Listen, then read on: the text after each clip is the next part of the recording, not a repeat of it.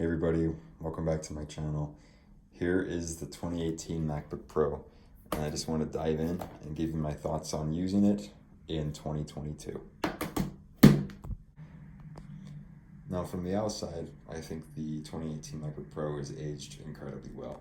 Right here we have the M1 MacBook Pro, of course, and from first glance, they look identical. They're essentially the same machine.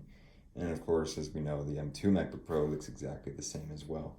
So you're getting a device that really it's going to look good for a long time moving forward. Even as you open it up, you're greeted by a beautiful screen. You have a super nice trackpad and a keyboard, which we'll talk about later. This model specifically is a little bit of a higher end 2018 MacBook Pro. It has the Core i5 quad core, 16 gigabytes of RAM, and it has a 512 gigabyte solid state drive. So this is a point that I want to talk about very briefly.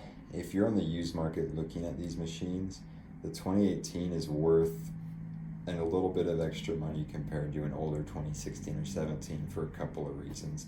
And the biggest reason I have to say is for this quad core processor.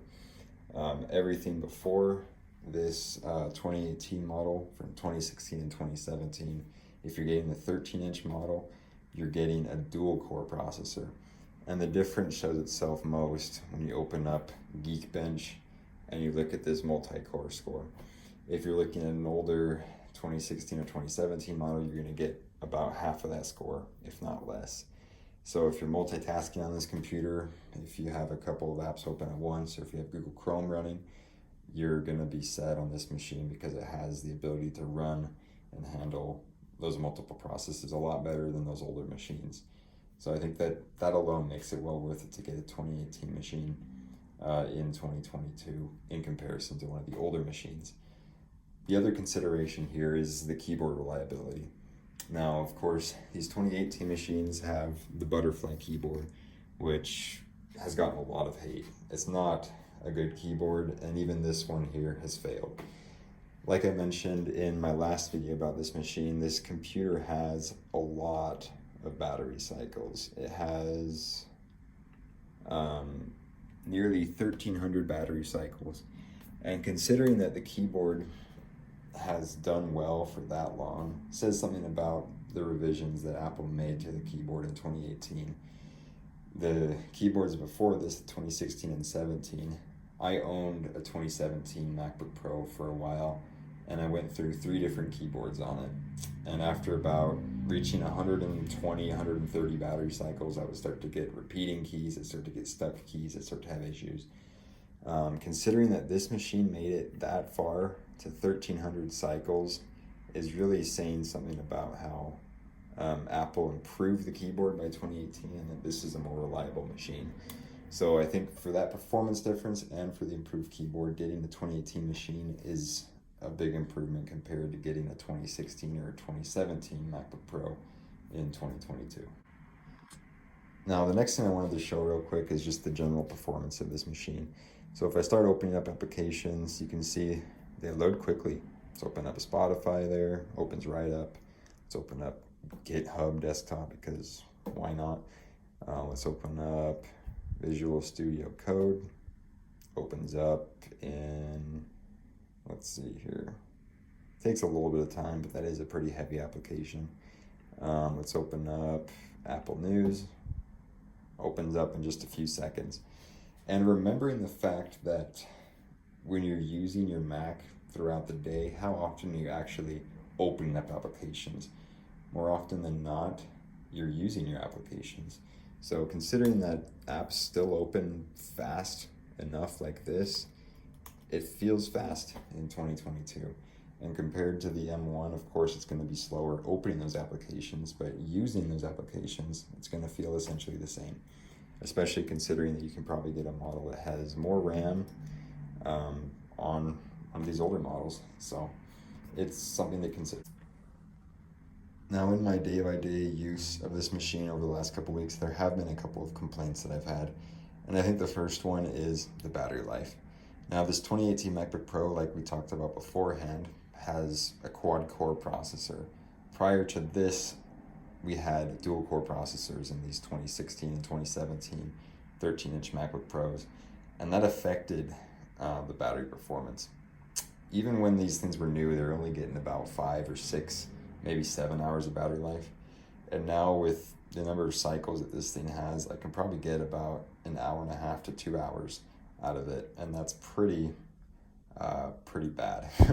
Even if you're looking at the used market at a similar one, I don't think you're going to get much better of battery life, especially when you're considering it's going to have cycles on the battery, especially when you're considering it's running modern software that is more demanding compared to when this device was new in 2018.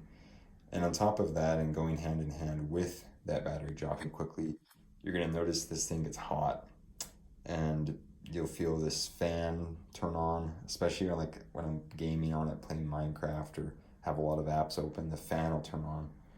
And it's just not a fun experience to have it get hot on you and have the fan whizzing in your eyes and your face. It's just not a good experience. And the other problem with it, of course, as we all knew this was coming, is this keyboard. Now, I used to be the biggest fan of the butterfly keyboard. I had a 2018 MacBook Pro. I adored that thing. I did go through like 3 keyboards on it, but I really did love the feel of it, and it was worth it to me to keep it. Now this 2018 MacBook Pro, of course in 2018 they added in some silicone below the switches themselves to make them more reliable. And I think that reliability really did pay off, like I mentioned earlier, but it reduced the feel of the keyboard. It made it less tactile, made it feel less satisfying, honestly. And I'll let you listen to it for just a second.